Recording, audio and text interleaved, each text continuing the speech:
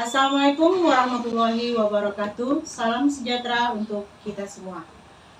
Puji syukur kita panjatkan kehadirat Allah Subhanahu wa taala yang mana pada hari ini kita masih diberikan kesehatan, kesempatan dan kemauan untuk melanjutkan agenda MPLS kita pada hari kedua. Siswa-siswi yang berbahagia, pada hari ini ya, kegiatan MPLS yang kedua ini pertama akan disampaikan di bidang kesiswaan. Perkenalkan, nama Ibu Elda Susanti SPD. Alhamdulillah tahun ajaran 2021-2022 ini masih dipercayakan sebagai wakil kepala sekolah bidang kesiswaan. Nah, di jajaran struktur organisasi SMA Negeri 1 Rete ini untuk bidang kesiswaan dalam tugas kesehariannya itu ada pertama pembina OSIS. Nanti pembina OSIS juga akan menyampaikan materi yang akan disampaikan oleh Bapak Fadli Azhari SPD. Pak Fadli dibantu lagi oleh tim disiplin yaitu Bapak M. Yunus SPD. Beliau juga nanti akan menyampaikan materi untuk agenda MPLS pada hari kedua ini. Kemudian lagi nanti ada BP yang tugasnya adalah memandu semua kegiatan siswa, memantau semua kegiatan anak-anakku sekalian. Kalau ada yang bermasalah, ingin sharing, itu silahkan menjumpai BP. Nah, untuk BP di SMA Negeri 1 Rete ini ada 3 guru. Pertama, Ibu Pasmi Nuryani, beliau membidangi BP untuk tingkat kelas 12.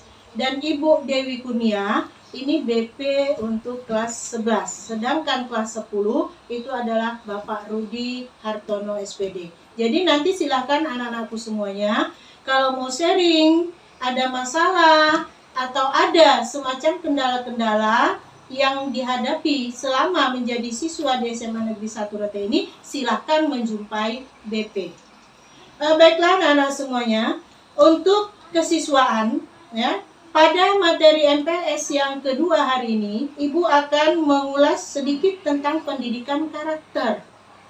Jadi walaupun kita masih dalam pandemi seperti ini, ya, tidak ada kata tidak untuk belajar. Jadi anak-anakku semuanya, ya, walaupun kita dalam suasana seperti ini, proses belajar mengajar tidak dilaksanakan secara tatap muka, tapi kita tetap belajar melalui jaringan yang berada di luarnya. Istilahnya sekarang sistem luring, luar jaringan dengan metode daring.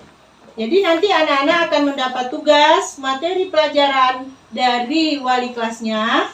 Jadi guru mata pelajaran masing-masing akan mengupload, mengirim ke wali kelas akan mengirim kembali ke grup kelasnya. Oke? Pendidikan karakter. Apa itu karakter?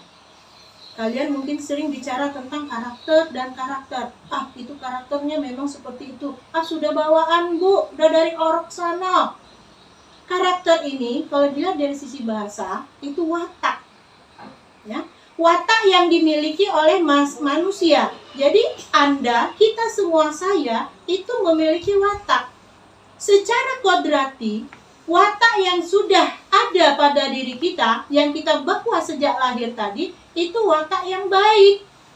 Tidak ada watak yang tidak baik. Kenapa Bu bisa ada watak yang tidak baik? Itu seiring dengan pertumbuhan, seiring dengan proses pergaulannya, ya. Nah, jadi karakter di sini tadi itu watak. Pada MPLS ini, Ibu memberikan materi tentang pendidikan karakter ini ada 4 nilai yang akan kita lihat, ya, dalam karakter yang dimiliki oleh manusia itu. Nilai apa? Pertama, nilai terhadap Tuhan yang Maha Esa yang menciptakan alam ini loh. Ya.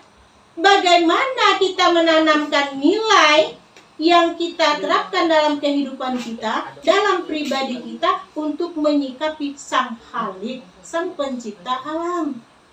Nah, nilai di sini nilai yang mana? Kalau dikembalikan ke diri kita, nilai kepatuhan. Nilai kepatuhan kita terhadap Tuhan yang Maha Esa. Di segi apa saja? Mungkin ketaatannya dalam beribadah sesuai dengan agamanya masing-masing. Jadi apabila Anda semuanya semuanya yang ada menjalankan nilai ya sesuai dengan perintah agamanya, maka akan terciptalah tadi yang namanya watak yang baik.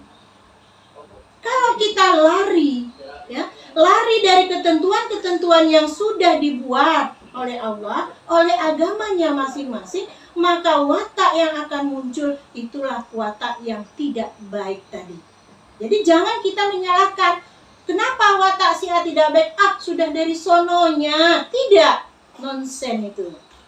Watak yang kita miliki, yang digariskan, yang diciptakan, yang diturunkan oleh Sang Pencipta ini watak baik. Berubahnya watak baik tadi itu seiring dengan proses perkembangan, pertumbuhan kamu, ya, lingkungan kamu, menyikapi tentang agama yang kamu anut masing-masing. Nah, kalau watak kamu sudah baik, dalam menyikapi bagaimana mematuhi aturan-aturan agama, ya, nilai yang ditanamkan oleh Tuhan, kamu berangkat dari rumah menuju sekolah, maka akan muncullah siswa-siswa yang jempolan, siswa-siswa yang tokcer, siswa-siswa yang menjadi harapan orang tua, nusa, bangsa, dan agamamu masing-masing. Itu nilai yang pertama dalam watak, nilai kita terhadap Tuhan yang Maha Esa. Yang kedua, nilai apa? Nilai pribadi kita. Ya. Kita bisa menilai orang lain bisa menilai kita. Mana nilai pribadi kita yang harus kita terapkan sehingga muncul watak yang baik? Pertama, kejujuran. Kejujuran tidak bisa dibeli. Ingat itu, ya. Kejujuran tidak bisa kita beli. Dimanapun tidak ada toko yang menjual kejujuran, tapi ada loh toko jujur. Nah, beda. Kantin jujur. Nilai kejujuran itu tidak diperjualbelikan. Karena kamu anak pelajar siswa, contoh, jujur enggak kamu dalam ujian? Ya, sudah tahu dilarang mencontek. Soal ada 5, nomor 3 enggak dapat. Ini kebetulan tadi malam saya buat Al-Jimatu Minal Sukses. Jimat nak, jimat sepanjang jalan kenangan kamu buat. Ditulis di kertas sampai matanya udah merem, mengantuk, kocok kopi. Buat lagi sepanjang jalan kenangan. Kamu tahu, itu berdosa, bertentangan dengan nilai agama tadi. Nah, nilai pribadi ini muncul. Tengok tidak ya? Tengok tidak ya? Lihat tidak ya? Prinsip 1, Al-Jimatu Minal Sukses. Sukses sih kalau nggak ketahuan. Coba kalau ketahuan, lembaran ujian kamu akan diambil oleh pengawas. Kamu akan dikeluarkan dari ruang ujian. Oleh guru mata pelajaran bersangkutan, kamu langsung dinyatakan tidak tuntas. Nah, ini nilai pribadi tadi. Jujur enggak kita? Ya, kan ada lagu, jujurlah padaku. Nah, jujurlah sama diri sendiri. Orang lain tidak tahu apa yang kamu ucapkan itu benar atau salah. Yang menilainya pribadi kita. Kalau kita sudah mampu bersikap jujur, maka akan muncullah generasi-generasi yang berintelektual, tidak mempan sogok, generasi intelektual yang tidak goyah oleh badai apapun, terpaan angin puting beliung apapun. Ini nilai yang kedua yang ada dalam watak pendidikan karakter yang harus kita tanamkan. Yang ketiga mana? Orang tua. Bagaimana Anda dengan orang tua? Bagaimana kita dengan orang tua? Ya, yang namanya orang tua itu nak, ya, apapun semua akan dikorbankannya untuk anaknya. Orang tua ingin anaknya lebih baik daripada dirinya. Emak kita, mama kamu, bapak kamu itu, sekarang dia sebagai apa? Mungkin petani. Mayoritas lingkungan kita, masyarakatnya hidup dari hasil pertanian, perdagangan, ada yang jadi nelayan, ada yang pegawai, dan lain sebagainya.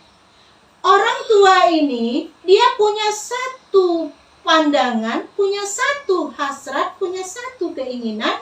Dia tidak mau anaknya sama seperti dirinya. Wah, jadi bagaimana Bu? Boleh dong kita tidak sama, boleh. Tapi tidak samanya dalam artian lebih maju selangkah daripada orang tua.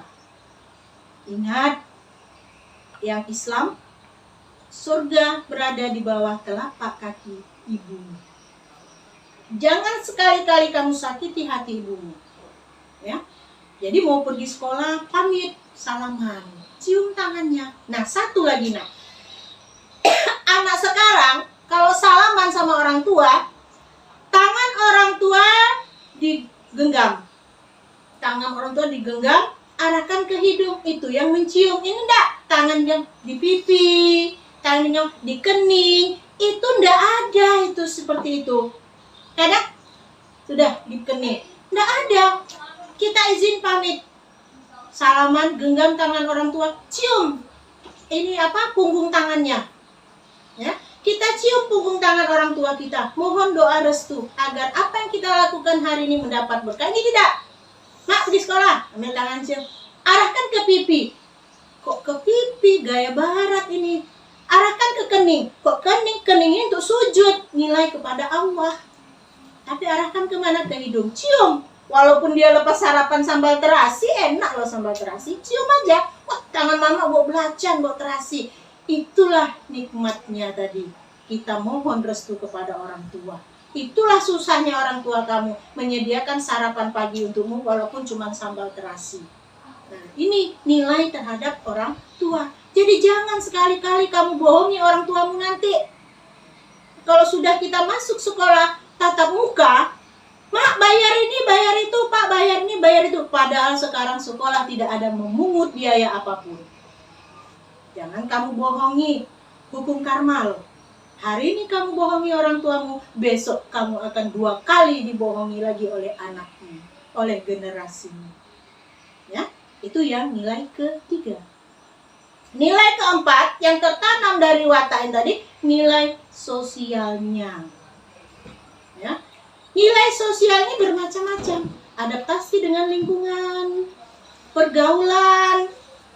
Jangan nanti mentang-mentang ini sudah SMA, wah level tertinggi loh, ini aku sudah jenjang pendidikan wajib belajar, berarti aku paling hebat ini, maka agak sedikit naiklah temengnya, ya, agak sedikit naiklah emosinya, sampai di sekolah berkelahi, ya, ajak gengnya dicari, akhirnya sekampungan datang ke SMA ini, berarti ini orang yang tidak bisa bersosialisasi. Lihat dong tempatnya, ini tempat menuntut ilmu. SMA ini tempat menuntut ilmu, bukan untuk adu otot, untuk panco-pancoan segala macam, tidak.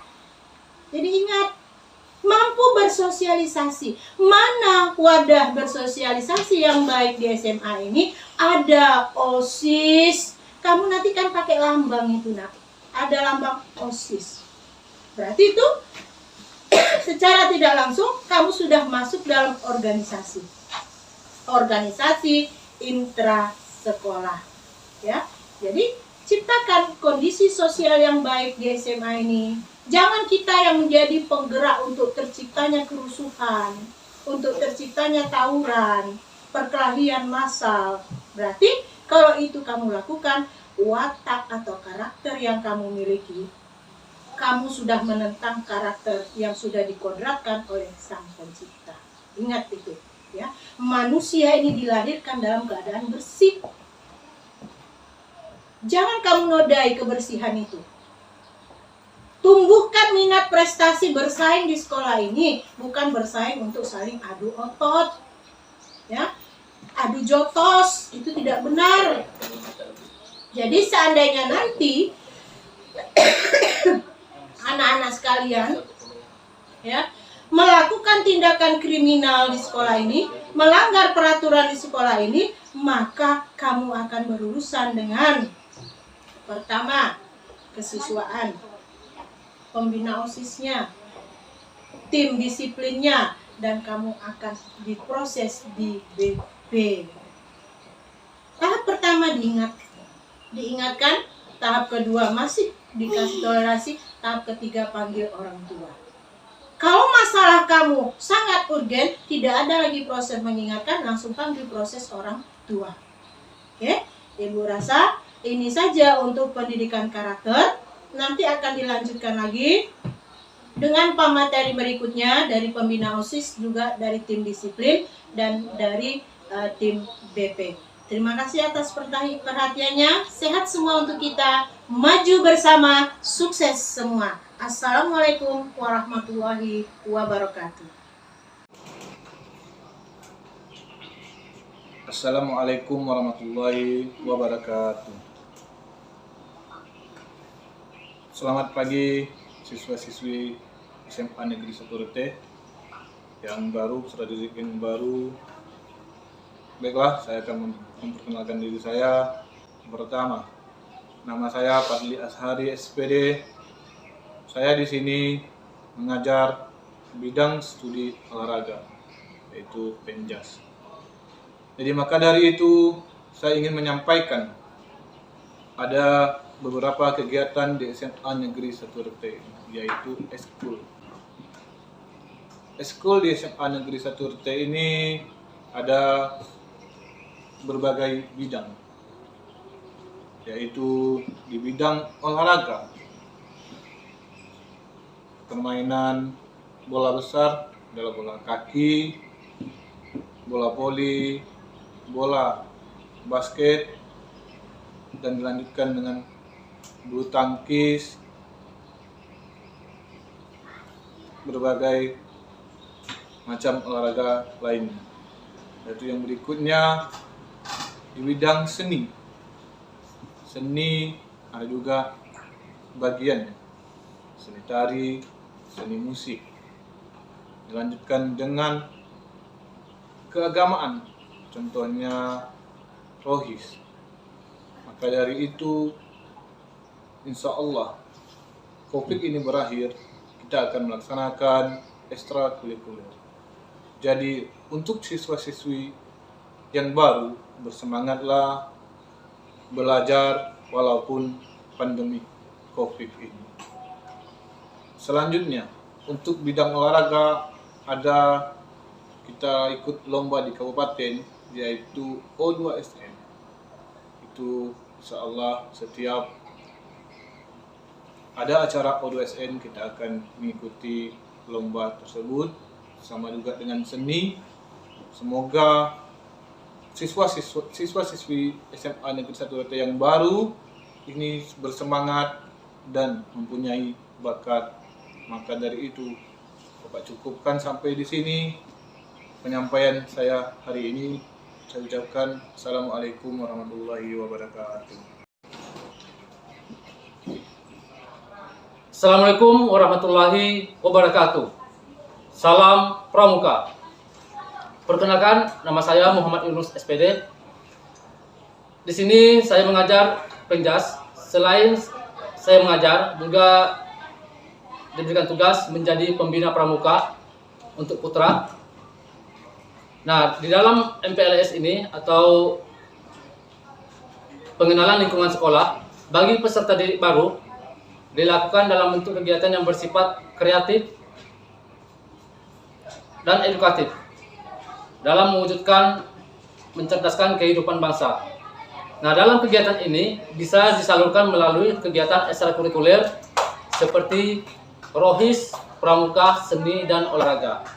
Nah, dalam kesempatan ini saya akan menyampaikan ekstrakurikuler pramuka. Nah, pramuka adalah praja muda karana, pemuda yang memiliki etos berkarya yang bisa dimaknai pemuda yang akan memajukan negara. Nah, jiwa pramuka juga harus sesuai dengan makna dari lambang pramuka itu sendiri. Seperti halnya ini ada tunas kelapa. Nah, tunas kelapa ini maknanya dimanapun pemuda itu berada harus bisa menyesuaikan diri sendiri. Artinya bisa hidup, bisa berguna bagi orang. Nah, tunas kelapa juga itu dari akar sampai pucuknya juga berguna. Nah, sama halnya mudah-mudahan pemuda SMA Negeri 1 Rete ini ke depannya akan berguna di masyarakat dalam memajukan negara kita. Nah, sedangkan untuk kepramukaan, nama kegiatan yang ada di dalam pramuka itu sendiri yang dimaksud di sini adalah kegiatan yang menarik di alam bebas dan mengandung unsur pendidikan. Namun di masa pandemi ini, karena ditiadakan tatap muka sehingga banyak perlombaan ataupun kegiatan yang dilakukan secara daring. Nah, di masa pandemi ini tidak mengurangi semangat kita untuk mengikuti perlombaan dan kegiatan. Ya, seperti halnya tahun lalu, alhamdulillah SMA Negeri 1 Rete mendapat juara 1 lomba pidato Nusantara.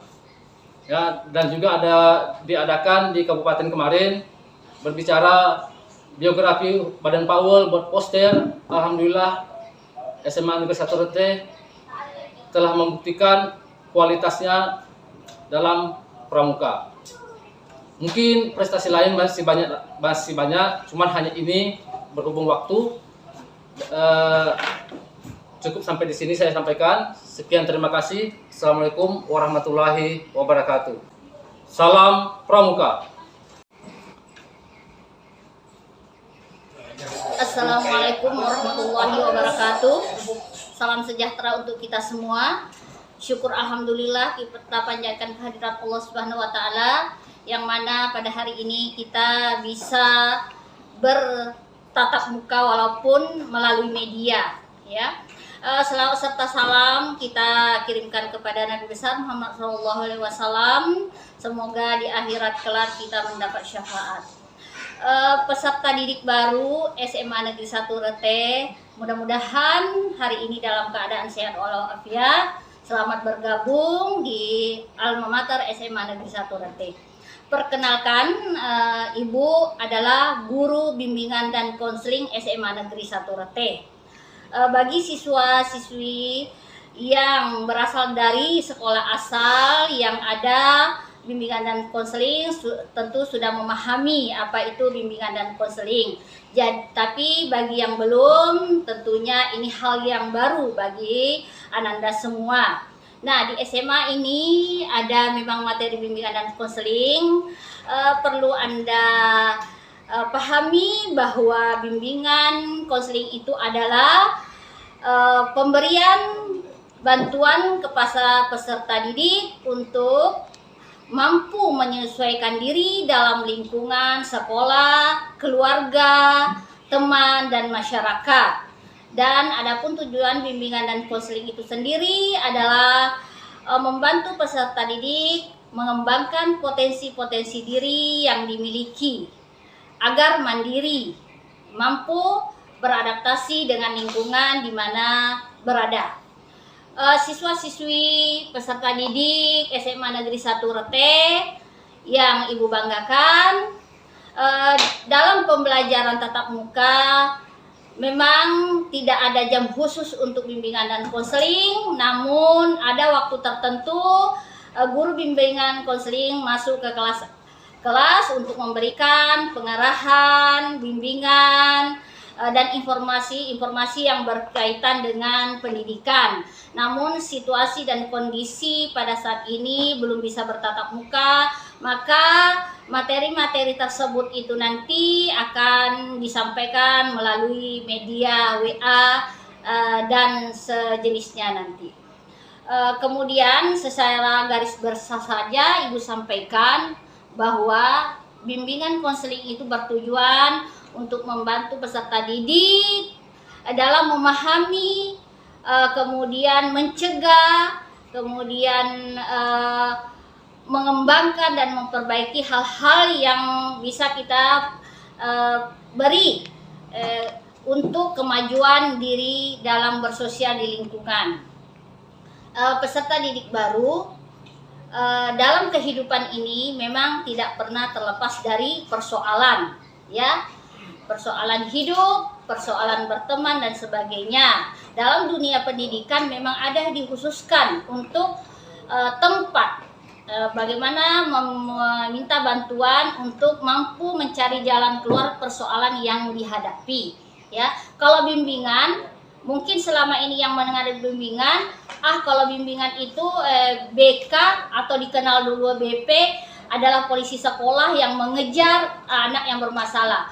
Perlu Ibu luruskan bahwa bimbingan dan konseling tujuannya bukan hanya siswa yang punya masalah, tapi juga untuk yang tidak bermasalah. Contohnya membantu mengembangkan potensi, bakat, minat yang dimiliki, ya, membantu. Jadi Ya, selama ini pemahaman yang mengatakan masuk ke ruang BK adalah orang atau siswa yang bermasalah itu perlu diluruskan, tidak demikian. Jadi masuk ke ruangan BK kalau kita sudah tatap muka bukan berarti anak itu otomatis punya masalah, tidak demikian ya. Perlu. Jadi siapa saja mau punya masalah, mau tidak, mau menyampaikan tentang karir, tentang cita-cita dan sejenisnya itu dibukakan ruangan untuk hal demikian. Jadi bukan untuk bermasalah, itu perlu sekali ditekankan ya. Jadi dalam hal ini karena kita belum bertatap muka, Anda nanti berkonsultasi langsung melalui WA pribadi guru bimbingan konseling di kelas 10 yaitu Pak Rudi Hartono yang sudah diperkenalkan oleh Ibu Kepala Sekolah tadi. Anda bisa kontak langsung melalui WA pribadi kalau memang itu masalah pribadi. Tapi kalau persoalan umum bisa disampaikan melalui grup kelas ya. Itu gambaran umum tentang BK. Untuk hari ini karena BK berkaitan dengan mental. Di sini secara garis besarnya kalau kita dalam kehidupan ini banyak persoalan hidup, baik masalah berteman, masalah keluarga, masalah lingkungan dan sebagainya. Ketika masalah-masalah itu ada dalam diri kita dan menumpuk dan tak pernah kita mencari jalan keluarnya, membuat mungkin kepalanya pusing, ya, tidak semangat, istilahnya stres dan sebagainya. Hal itu yang menumpuk bisa mengganggu kesehatan, yaitu gangguan jiwa, tapi bukan sakit jiwa ya. Gangguan-gangguan mental yang menumpuk, maka itu nanti akan bisa menjadi gangguan yang jiwa yang tingkat tinggi. Makanya kalau ketika ada persoalan hidup, belajar untuk mencari jalan keluarnya. Kalau tak mampu menyelesaikan secara pribadi, bisa minta pendapat atau bantuan orang yang dipercaya dan kira-kira mampu membantu menyelesaikan persoalan kita. Contoh, kalau di rumah kita akrab dengan orang tua, ayah atau ibu, kemukakan persoalan yang Anda hadapi. Atau mungkin punya kakak, saudara, teman, yang jelas orang tersebut bisa membantu kita, bukan menambah persoalan itu. Tapi kalau di dunia pendidikan, ketika kita tatap muka, ada tempat khusus di dunia pendidikan, yaitu ruang BK yang akan dibimbing oleh guru bimbingan dan konseling ya.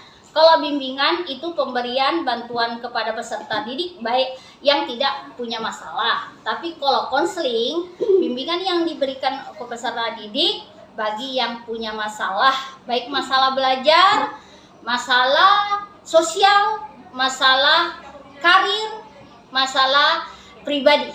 Itu yang dibidangi bimbingan ya. Nah, jadi itulah gambaran secara umum bahwa ada bimbingan ya. Ketika ada persoalan selesai, mampu menyelesaikan dengan jalan yang baik, maka mental kita lebih kuat, lebih mapan, sehingga bagi siswa-siswi yang memiliki mental yang kuat, maka akan muncul semangat, akan pengaruh kepada proses belajar ya. Anda bisa berpikir jernih, Anda bisa rileks, sehingga dalam keadaan yang nyaman hati, nyaman pikiran, maka ketika Anda diberikan suatu ilmu, disampaikan suatu pelajaran, mudah untuk kita pahami, kita cerna, kemudian kita bisa melaksanakan tugas dan kewajiban kita sebagai peserta didik dengan baik. Itu ya. Jadi intinya belajarlah untuk mampu membuat mental Anda menjadi mental jiwa-jiwa yang sehat. Jiwa-jiwa yang sehat adalah jiwa-jiwa yang tidak memiliki suatu persoalan yang membuat dia stres, ya. Nah, untuk selanjutnya pemahaman tentang bimbingan dan konseling, kalau memang nanti belum ada tatap muka, bisa dijelaskan melalui guru BK langsung, khususnya di kelas 10, ya. Untuk kali ini demikian, secara umum saja Ibu jelaskan. Semua mudah-mudahan Anda bisa memahami, kemudian memfungsikan bimbingan dan konseling yang ada di SMA Negeri 1 Rete ini dengan baik. Terima kasih. Ibu akhiri, Assalamualaikum warahmatullahi wabarakatuh.